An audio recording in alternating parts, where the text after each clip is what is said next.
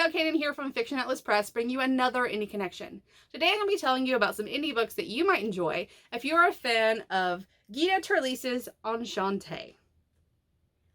The first book I have for you is called Between Ink and Shadows by Melissa Wright. She'll win back her freedom, even if she has to steal it. Damona Weston has a debt to pay. Her father's dealings with a dark society known as the Trust cost Nim her freedom. There's one way out of the contract on her life, and that's to bide her time and pay the tithes. But when the Trust assigns Nim to a task in the king's own castle, her freedom is not the only thing she'll risk.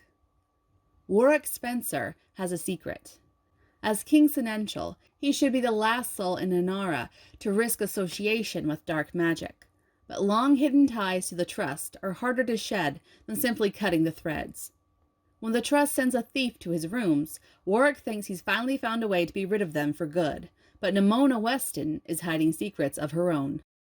The second book I have for you is called The Fire in the Glass by Jacqueline Benson.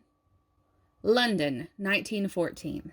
Lily's visions could stop a killer, if she'll trust a reclusive aristocrat with her darkest secret. A monster stalks the gaslit streets of Edwardian London, draining the blood of the city's mediums. Lily Albright knows who's next. Lily is plagued by visions of the future she can never change. When a mysterious fiend threatens someone she loves, she determines this time will be different. But she can't do it alone. To save a life, Lily must reveal her darkest secrets to someone she has little reason to trust.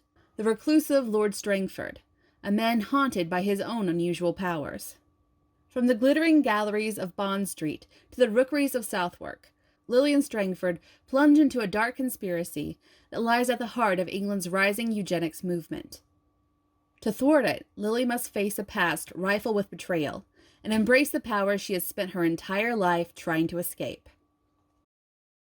The third book I have for you is called The Bridge Kingdom by Danielle L. Jensen. And I have to say I have read this book and absolutely loved it. It's a duology and you should really check out both books. But here is the description. A warrior princess trained in isolation, Lara is driven by two certainties. The first is that King Aaron of the Bridge Kingdom is her enemy, and the second is that she'll be the one to bring him to his knees.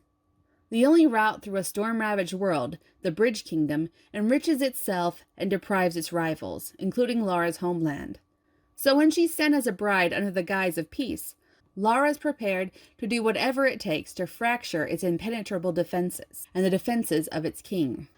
Yet as she infiltrates her new home and gains a deeper understanding of the war to possess the bridge, Lara begins to question whether she's the hero or the villain. And as her feelings for Aaron transform from frosty hostility to fierce passion, Lara must choose which kingdom she'll save and which kingdom she'll destroy.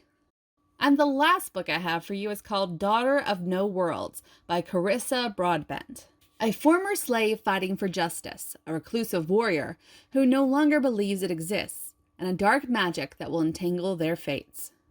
Ripped from a forgotten homeland as a child, Tisana learned how to survive with nothing but a sharp wit and a touch of magic. But the night she tries to buy her freedom, she barely escapes with her life.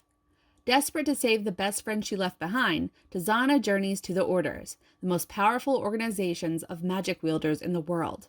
But to join their ranks, she must complete an apprenticeship with Maxentarius Farlalone, a handsome and reclusive fire wielder who despises the Orders.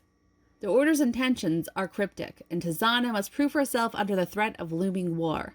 But even more dangerous are her growing feelings for Maxentarius. The bloody past he wants to forget may be the key to her future, or the downfall of them both.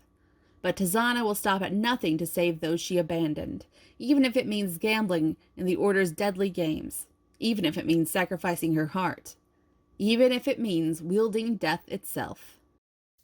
Okay, that's all for me this week. I'll see you next week on The New Connection. Bye!